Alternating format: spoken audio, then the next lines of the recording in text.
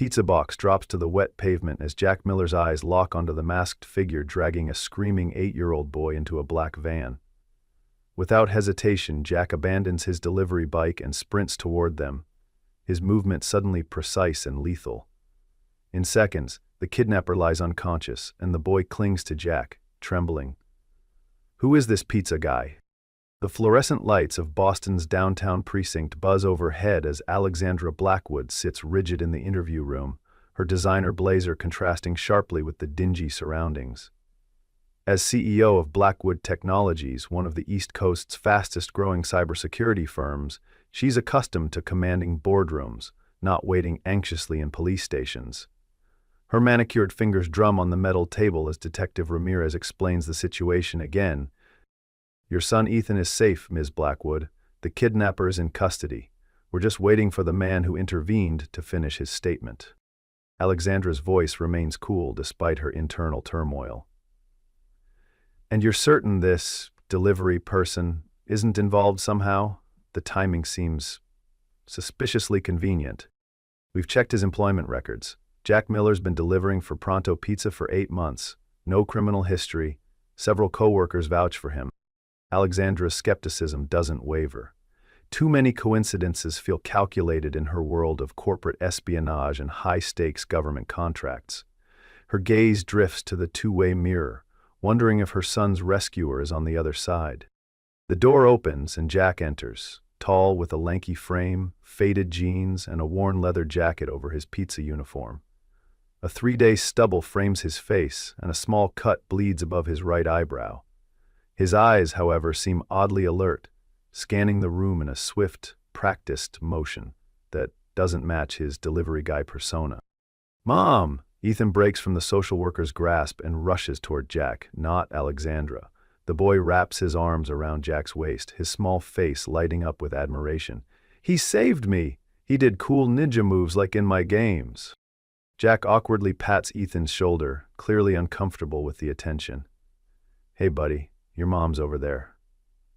His voice is quiet, deliberate, with a calm that seems out of place for someone who just thwarted a kidnapping. Alexandra rises, straightening her blazer, a defensive gesture she's perfected through years of being the only woman in rooms full of tech executives. "Ethan, come here, now." The command in her voice is unmistakable, the same tone that's closed million-dollar deals and silenced boardroom dissenters. Ethan reluctantly obeys, glancing back at Jack with undisguised hero worship. Alexandra notices this transfer of allegiance with a pang of both gratitude and jealousy. "Thank you for helping my son," Alexandra says stiffly, extending her hand. "I understand I owe you a debt of gratitude." Jack's handshake is brief, his calloused fingers rough against her smooth palm. Anyone would have done the same. "No," Detective Ramirez interjects, opening a manila folder. "They wouldn't have. The kidnapper had a knife. Our pizza man here disarmed him with skills we don't typically see in civilians." The detective eyes Jack with professional curiosity. "Care to explain how you took down an armed man twice your size without a scratch?" Jack shrugs, his expression carefully neutral. "Adrenaline, I guess. Fight or flight." Alexandra's eyes narrow. "And where exactly did you learn these skills, Mr. Miller?" "Watched a lot of action movies." The corner of his mouth twitches, almost a smile, but not quite. "He's lying," Ethan pipes up, eyes wide with excitement. "He knew exactly what to do, and he has a tattoo like soldiers have. I saw it when he was fighting the bad man." Jack subtly tugs his sleeve down, covering his wrist. The movement doesn't escape Alexandra's notice, a deliberate concealment. "We still need to understand why Ethan was targeted," Ramirez continues.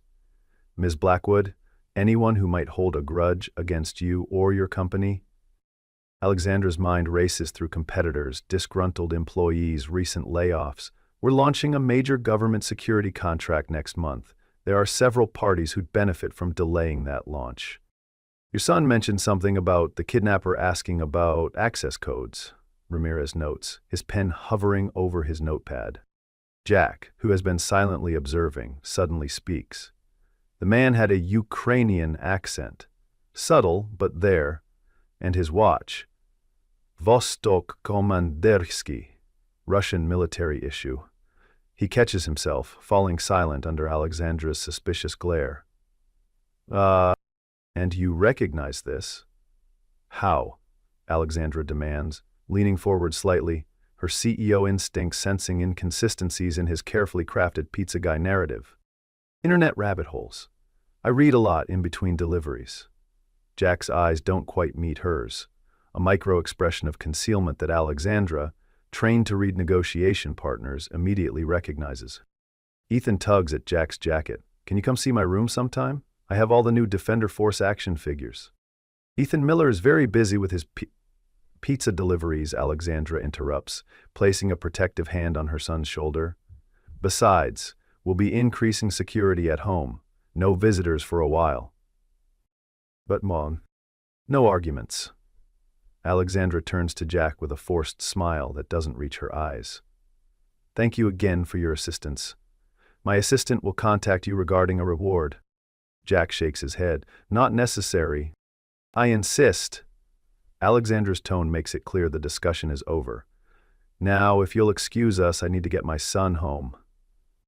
As they turn to leave, Jack calls out, Ms. Blackwood, whoever arranged this, they'll try again. The man I stopped was just a hired hand. Alexandra pauses, her back stiffening. And you know this because? Jack hesitates, then simply says, experience. Her eyes lock, mutual distrust mixed with an uncomfortable recognition that they need each other. Alexandra breaks the gaze first, ushering Ethan toward the door. Jack, you forgot your hat, Ethan calls out, grabbing the Pronto pizza cap from a chair. As Jack reaches for it, his sleeve rides up slightly, revealing the edge of a tattoo and a jagged scar. Alexandra catches the glimpse, her journalist daughter instincts flaring. This man is not who he claims to be. And yet, he saved her son. Alexandra works furiously in her home office, 3 screens displaying security camera feeds alongside complex code sequences. The kidnapping attempt has accelerated the government contract timeline. Now she must deliver the security protocol in days, not weeks. Her fingers fly across the keyboard, eyes burning from hours of concentration. A soft knock interrupts her focus.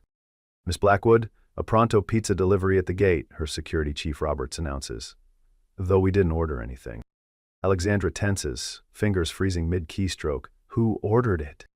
The driver claims Ethan placed the order online, used your account. She sighs, pinching the bridge of her nose. And who's delivering? The same guy from the other day, Miller. Her eyes dart to the security feed showing Jack waiting at the gate, pizza box in hand, his delivery scooter parked behind him. He stands patiently, his posture relaxed yet somehow alert, eyes constantly scanning his surroundings. Let him through, but escort him directly to the kitchen. And get Ethan down here. Minutes later, Ethan bounds into the kitchen, face lighting up at the sight of Jack. You came. I knew you would. Alexandra enters, arms crossed. Ethan, we've discussed ordering things without permission. But Mom, Jack is cool, and I wanted to show him my room. Ethan's excitement is palpable, his loneliness in their massive estate rarely broken by visitors.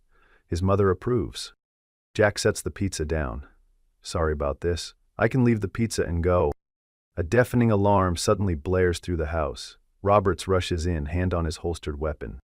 Perimeter breach, east wall, he shouts over the alarm. Alexandra grabs Ethan. The safe room, now! Jack's demeanor transforms instantly.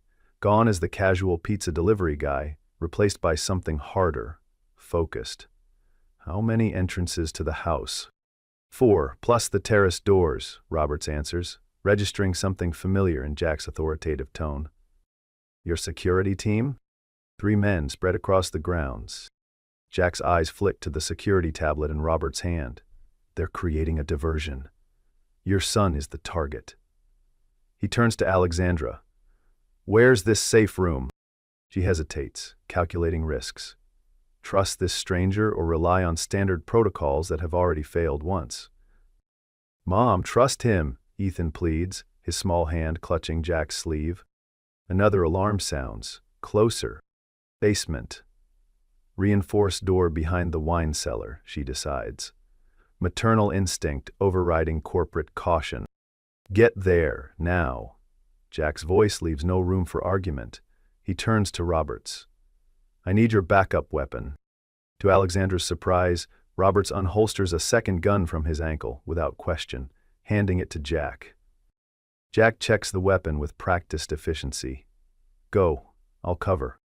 As they hurry toward the basement stairs, two masked figures burst through the terrace doors. Jack shoves Alexandra and Ethan forward. Run! The next moments blur into controlled chaos. Jack moves with military precision, engaging the intruders to buy time.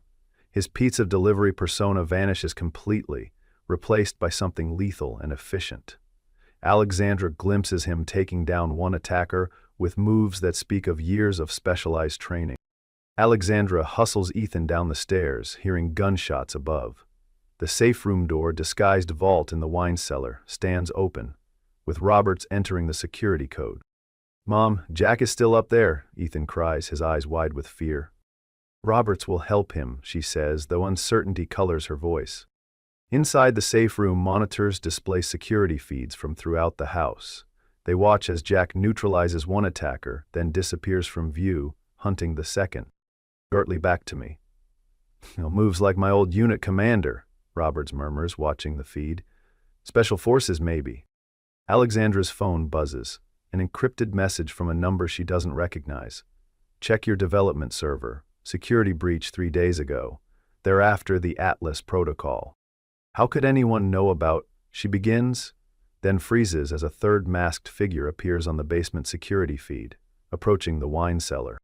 There's another one, she whispers, clutching Ethan to her chest, feeling his heart racing against her own. Roberts draws his weapon, positioning himself between them and the door. The safe room is secure, but the knowledge that someone has penetrated this far unsettles them all. Suddenly, the basement feed shows Jack appearing behind the third intruder. A brief, violent struggle ensues before Jack gains the upper hand, rendering the man unconscious, with a precise chokehold that speaks of professional training. And, while in its meaninglessness, it might as well have seemed. Minutes later, police sirens wail in the distance. Jack's voice comes through the intercom. Area secure, 3 intruders neutralized. Roberts opens the safe room, weapons still ready. Jack stands in the cellar, breathing heavily, a cut on his cheek bleeding freely. His eyes, however, remain alert, scanning for further threats. You're hurt, Ethan rushes forward despite Alexandra's attempt to hold him back. Jack winces as Ethan hugs him. Just a scratch, buddy. Alexandra approaches cautiously, studying this enigma who delivers pizzas yet fights like a professional soldier. Who are you really? Jack meets her gaze steadily. Someone who is in the right place, at the right time. Twice, her eyebrow arches skeptically. Before Jack can answer, Roberts calls from upstairs. Police are here, and Ms. Blackwood, you need to see this. In the kitchen, one attacker lies zip-tied on the floor. Roberts holds up an ID badge. He works for DeVries Cybersecurity, your main competitor for the government contract. Alexandra pales. Thomas DeVries wouldn't risk corporate espionage, let alone kidnapping. Money makes people desperate, Jack comments, applying pressure to his bleeding cheek with a kitchen towel. Ethan tugs at Jack's jacket. You saved us again. Are you like a secret superhero? Jack kneels to Ethan's level. No heroes here, bud, just people doing what's right. But how did you know how to fight like that? Can you teach me? Jack glances up at Alexandra, seeking permission before answering. Something in that deferential gesture softens her stance slightly. Maybe some basic self-defense someday, if your mom approves. As police secure the scene and paramedics treat Jack's injuries, Alexandra receives another encrypted message. Internal threat. Trust no one close to you. She looks up to find Jack watching her, his expression unreadable. When their eyes meet, he glances meaningfully at her phone, then subtly shakes his head, a warning not to reveal the message to others present.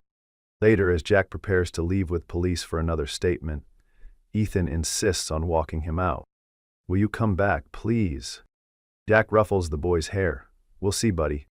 Alexandra approaches, having made a decision. Actually, I'd like to hire Mr. Miller temporarily, for additional security. Both Jack and Roberts look surprised.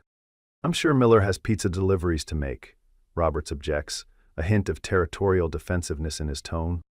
I think we can compensate him better than Pronto Pizza, Alexandra counters, at least until we understand what's happening here. Jack studies her face, understanding this is more than a job offer. It's a controlled environment to keep him close and discover his secrets. I'd need to give notice, he says carefully. I'll handle that. You can start tomorrow. She hands him a business card with her private number handwritten on the back. I have questions. I bet you do, Jack replies with the ghost of a smile. As he walks toward the police car, his sleeve rides up again, revealing more of the tattoo Ethan had mentioned. Not military insignia, as Alexandra expected, but what appears to be a federal agency emblem, partially obscured by scar tissue, as if someone had tried to burn it off. Who is Jack Miller, and why does he seem to be protecting her family? Jack moves through the Blackwood estate with quiet vigilance, his presence both reassuring and unsettling to the household staff. He's traded his pizza uniform for inconspicuous tactical clothing, though he still carries himself with that same alertness Alexandra first noticed at the police station. A week has passed since the attack, and he's seamlessly integrated into the security protocols, working alongside Roberts, with an expertise that raises more questions than answers. In her home office, Alexandra sifts through the background checks she's privately commissioned. Jack Miller's history appears legitimate on the surface. Honorable discharge from the Army, various odd jobs across several states, no criminal record. Yet the timeline has conspicuous gaps, and his military service records are suspiciously sparse. A knock interrupts her research. Come in, she calls, quickly minimizing the screen. Jack enters, maintaining a respectful distance. Perimeter secure. I've identified 3 vulnerable access points and adjusted the security protocols. Thank you. She gestures to a chair. Please, sit. He hesitates before complying, his posture remaining alert even while seated. The afternoon sun through the window highlights the healing cut above his eyebrow. Alexandra studies him openly. You're not really a pizza delivery person. It's not a question, but Jack answers anyway. I was delivering pizzas when I stopped your son's kidnapping. That part's true. But before that, Jack's expression reveals nothing. Does it matter? You hired me for protection, not my resume. It matters when my son is becoming attached to you, Alexandra leans forward. Ethan lost his father 3 years ago. He's vulnerable to male role models. Something flickers in Jack's eyes, recognition, perhaps pain. I understand your concern. Do you have children, Mr. Miller? The question strikes a nerve. Alexandra sees it in the subtle tightening around his eyes, a micro-expression she's trained herself to recognize during high-stakes negotiations. Had, he says finally, a daughter. The simple word hangs heavy between them. Alexandra waits, allowing silence to draw out more truth, a technique that served her well in the corporate world. Emma, Jack continues after a long pause. She would have been 12 this year. His fingers absently trace a pattern on his wrist, where the partial tattoo remains hidden under his sleeve. I'm sorry, Alexandra says softly. What happened? Jack's jaw tightens. Collateral damage. Wrong place, wrong time. Alexandra recognizes the terminology, military or law enforcement euphemisms for civilian casualties. And her mother? Caroline couldn't handle the aftermath. We divorced 6 years ago. Jack abruptly stands. If there's nothing else, there is. Alexandra opens a drawer and removes a file. This arrived anonymously yesterday. She slides a photograph across the desk. Jack freezes, staring at the image, himself, in a dark suit, beside a man Alexandra recognizes as FBI Assistant Director Marshall, dated 3 years ago. You were federal law enforcement, she states. Jack remains silent, his stillness confirming her suspicion. Why hide it? Why deliver pizzas when you clearly have valuable skills? His laugh lacks humor. Maybe I got tired of people getting hurt around me. Alexandra presses on. The messages I received during the attack, they came from you, didn't they? How did you know about the security breach? Jack finally sits again, resignation in his posture. I wasn't randomly delivering pizza to your neighborhood that day. I'd been monitoring potential threats to several high-profile tech executives.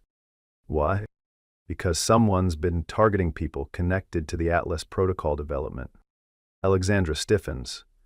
The Atlas protocol, her company's breakthrough cybersecurity system, was classified information known only to her team and select government officials. You're still working for the government, she realizes. Jack shakes his head. Not officially. I left the bureau after... He doesn't finish, but his hand moves unconsciously toward his scarred wrist. Alexandra fills in gently. Their conversation is interrupted by Ethan bursting into the office, clutching a model airplane. Jack, look what I made! The boy stops, sensing the tension. Am I interrupting? Alexandra softens her expression. It's fine, sweetheart. We were just finishing. Ethan approaches Jack eagerly. Can you help me make it fly better? The wings keep making it crash. Jack examines the model with exaggerated seriousness. Definitely fixable. But it'll require special tools. You have any tape and scissors in your room? Yes. Come on. Ethan grabs Jack's hand, pulling him toward the door. Jack glances back at Alexandra, seeking permission. She nods slightly. Dinner's at 7. You're welcome to join us, Mr. Miller. Jack, he corrects her. If I'm helping with model airplanes, I think we can drop the formality. Something shifts between them. Not quite trust, but a tentative understanding. Later that evening, Alexandra pauses outside Ethan's room, hearing male laughter, a sound missing from their home since her husband David's death. She peers through the partially open door. Jack sits cross-legged on the floor beside Ethan, their heads bent over airplane models. He demonstrates a careful adjustment to the wing, his hands capable of disarming attackers, now gentle as they guide Ethan's smaller fingers. My dad was teaching me before he died, Ethan says quietly. He worked with planes. Jack nods. He'd be proud of how well you're learning. Did you teach your daughter stuff like this? Alexandra holds her breath, witnessing Jack's expression transition through pain, remembrance, and something like resolution. Yeah, he finally answers. Emma loved building things. She wanted to be an engineer. What happened to her? Ethan asks with a child's directness. Jack's answer is measured, honest without burdening Ethan with details. There was an accident. Some bad people were after me because of my job, and she got hurt. Is that why you quit being an FBI agent? Alexandra watches Jack's surprise at Ethan's perception. Smart kid, Jack murmurs. Yeah, that's part of why. My dad died in an accident too. Mom says it wasn't anybody's fault, but sometimes I think maybe it was mine for asking him to come home early that day. Jack gently turns Ethan to face him. Listen to me. Accidents are never the child's fault. Never. Your dad loved you, and nothing about what happened was because of you. The conviction in his voice makes Alexandra's eyes sting with unexpected tears. She recognizes he's speaking to Ethan, but also to himself. Absolution he hasn't granted his own heart regarding Emma. Do you think they're friends? Ethan asks. My dad and Emma, in heaven? Jack's voice roughens. I bet they are. Probably building the best airplanes together. Alexandra steps back quietly, struck by the realization that this man, with his dangerous skills and hidden past, might be exactly what her son needs, and perhaps what she needs too.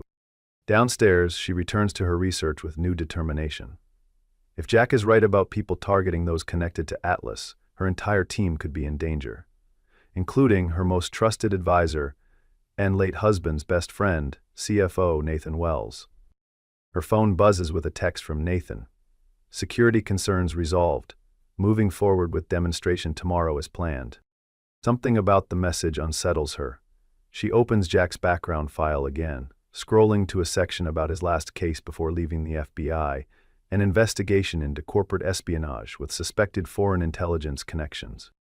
The pieces begin falling into place, forming a picture she desperately hopes is wrong. The demonstration room hums with anticipation. Government officials, military contractors, and Blackwood Technologies' executive team gather to witness the unveiling of the Atlas protocol, a security system promising to revolutionize critical infrastructure protection. Alexandra stands at the podium, poised and professional despite her private concerns. Jack, now officially introduced as a security consultant, positions himself against the back wall, eyes continuously scanning the room. Their brief eye contact communicates shared wariness. Neither fully trusts the situation. Atlas represents 5 years of development, Alexandra begins. Today, we demonstrate not just theory, but functional application. From his corner, Jack notices Nathan Wells watching Alexandra with unusual intensity. The CFO's gaze occasionally drifts to his watch, a nervous tick that triggers Jack's instincts. Nathan had been David Blackwood's best friend, the godfather to Ethan and Alexandra's right hand since her husband's death. His loyalty has never been questioned, until now. Alexandra continues her presentation, navigating through complex technical explanations with practiced ease. The core innovation lies in Atlas's adaptive learning algorithm. The lights suddenly flicker. The presentation screen behind Alexandra glitches momentarily. Nathan Wells steps forward smoothly. Minor technical issue. Please continue, Alexandra. Jack moves casually toward the control room entrance, making eye contact with Alexandra. She barely nods, understanding his concern while maintaining her presentation. As I was saying, the adaptive algorithm creates an impenetrable shield against both known and emerging threats. Inside the control room, Jack finds a technician, rapidly typing commands. "System check?" Jack asks innocently. The young man jumps. "Just fixing a glitch," before Miss Blackwood reaches the demonstration phase. Jack notices a small device connected to the system's USB port. "What's that?" "Mr. Wells had me install it, said it would help with the presentation graphics." Jack's hand moves toward his concealed weapon. "Step away from the console, now." Back in the presentation room, Alexandra reaches the crucial moment. "Let me demonstrate how Atlas responds to a simulated attack." Nathan steps forward again. "Perhaps I should handle this part, Alexandra. The technical elements are quite complex." Alexandra's instincts flare at his unusual insistence. "I've got it, Nathan, but thank you." As she initiates the demonstration, the screen behind her changes, not to the planned simulation, but to a scrolling code sequence that she immediately recognizes as the Atlas Core protocols being extracted. "What the?" she begins. The emergency alarms activate. Security doors automatically seal the room. Nathan Wells pulls a gun from inside his jacket. "Nobody move. This will be over in 3 minutes." Gasps and shocked murmurs ripple through the audience. Government officials reach for weapons, only to find the room's security protocols have disabled them. "Nathan, what are you doing?" Alexandra demands, shock and betrayal evident in her voice. "Securing my future," he replies coldly. 5 years watching you take credit for David's work. 5 years being the loyal number 2. Did you think I'd let you sell his legacy to the government for pennies when others would pay millions? The realization crashes over Alexandra. The kidnapping attempt, the attack at my home. That was you? Nathan's smile lacks warmth. Regrettable escalation. If you'd just given up the access codes when asked, Ethan would never have been involved. David would be disgusted by what you've become, Alexandra spits, anger replacing her shock.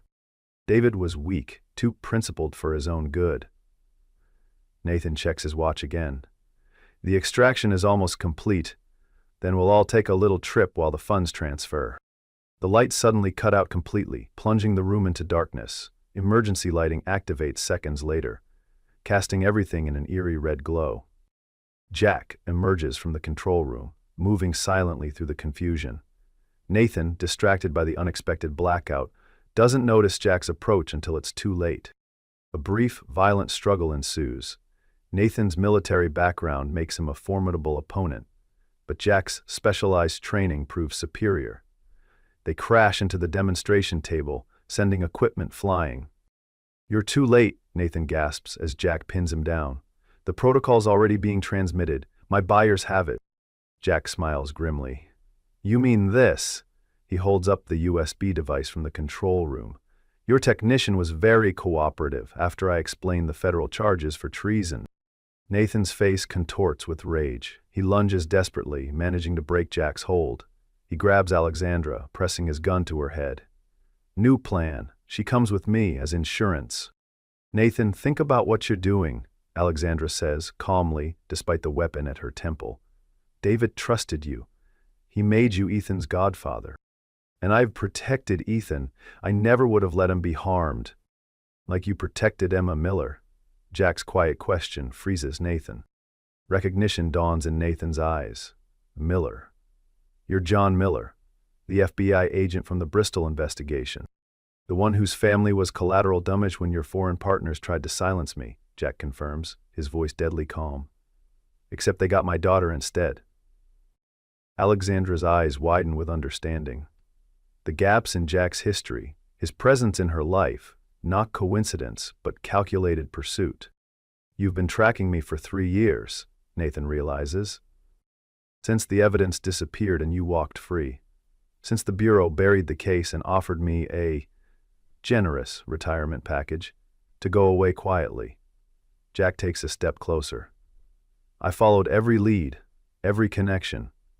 When Atlas resurfaced, I knew you'd make your move. Nathan's grip on Alexandra tightens. So what now, Agent Miller? Revenge won't bring your daughter back. This isn't about revenge, Jack replies. It's about justice.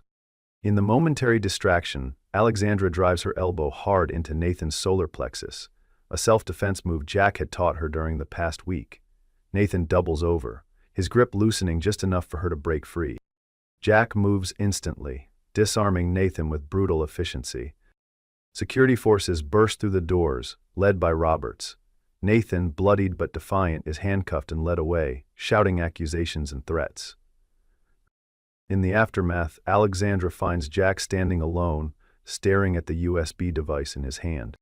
You used us as bait, she says, anger and understanding warring in her voice. I used Nathan's obsession with Atlas, Jack corrects her. But I never expected him to target Ethan. When that happened, he pauses. The mission changed. It was. Jack meets her eyes directly. Protection. Something I've failed at once before. Alexandra's anger softens. Emma's death wasn't your fault.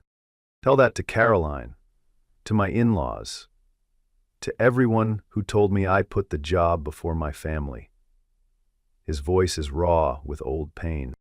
Is that why you saved Ethan? Some kind of redemption? Jack shakes his head. I saved him because he's an innocent kid, just like I would have saved any child. He hands her the USB drive. Your protocol is safe. My part in this is done. Alexandra realizes he's saying goodbye. What will you do now? What I've been doing, deliver pizzas, live quietly. The ghost of a smile touches his lips. Maybe find a new purpose eventually. Ethan will miss you, she says quietly. It has you. That's what matters. Jack turns to leave, the weight of completed vengeance somehow not bringing the peace he'd expected.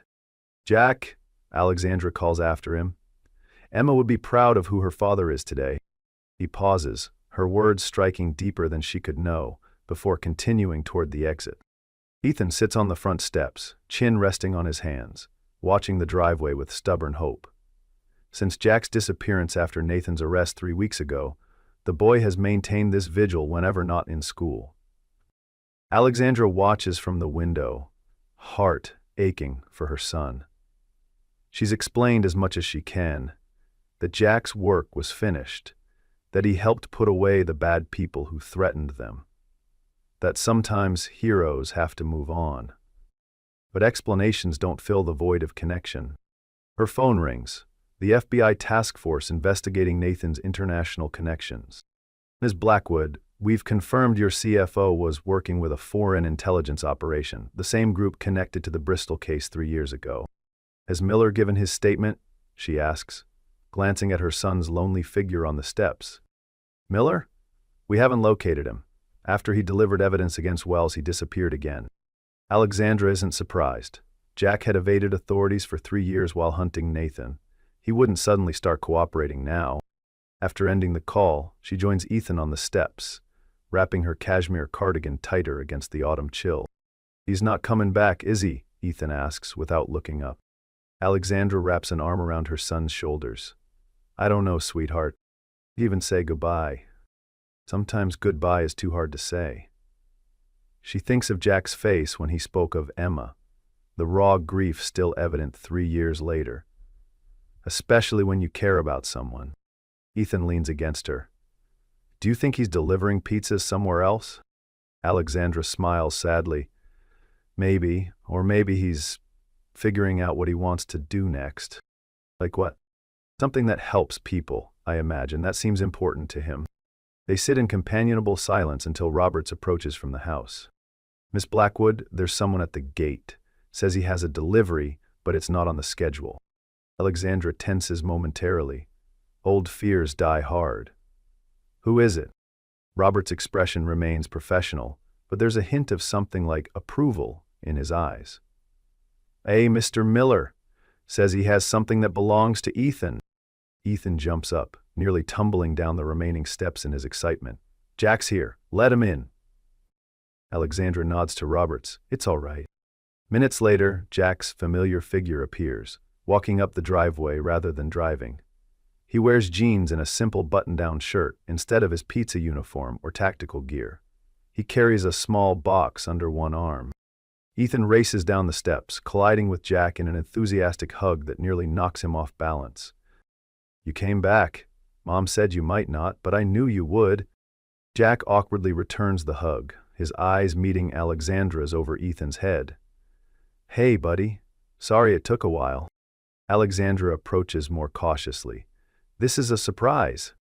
A good one, I hope. Jack gently disengages from Ethan. I brought something. He hands the box to Ethan. Your dad started building this with you, right?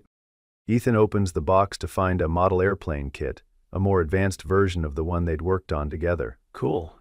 Can we build it now? It's okay with your mom. Jack looks to Alexandra. I should have called first. It's fine, she assures him. Ethan's been watching for you. While Ethan examines the model instructions, Alexandra and Jack step aside for a moment of privacy. The FBI is still looking for you, she says quietly. They'll keep looking, but John Miller died with Emma. His expression is resolute. Jack Miller is just a pizza guy, who was in the right place at the right time. And now? Jack glances at Ethan, then back to her. Now I'm figuring out who I want to be next. Alexandra studies him. The tension that had characterized him before seems diminished, as if vengeance fulfilled has lightened some burden. Any ideas? A few. He hesitates. I've been offered a position with a private security firm, consulting work mostly. Nothing field work. Sounds more suitable than delivering pizzas. A genuine smile touches his lips. The tips weren't great. They share a moment of unexpected laughter, breaking the last barriers of formality between them. Will you be staying in Boston? She asks, the question carrying more weight than its simple words suggest. That depends. Jack's eyes hold hers steadily. There's a kid here who needs help with model airplanes, and he pauses, vulnerability showing through his careful composure. I promised someone once that I'd teach them proper self-defense. If those offers still stand, Alexandra feels something unfamiliar, a lightness she hasn't experienced since before David's death. Not romantic love, not yet, but the possibility of beginning again, of trust cautiously rebuilt. Think we could arrange that, she says softly. Jack, come see. This one has a real motor, Ethan calls from where he spread the model parts across the porch steps. Jack glances at Alexandra, seeking permission one final time, not just for the model airplane, but for his presence in their lives. She nods. We're having pasta for dinner. You're welcome to stay. As Jack joins Ethan on the steps, Alexandra watches them together, her son animated and joyful, Jack patient and attentive, two broken hearts beginning to heal through unexpected connection. Sometimes heroes appear in the most ordinary disguises, she reflects, and sometimes saving others is how we save ourselves. The future stretches before them, uncertain but full of possibility, and for today, that's enough.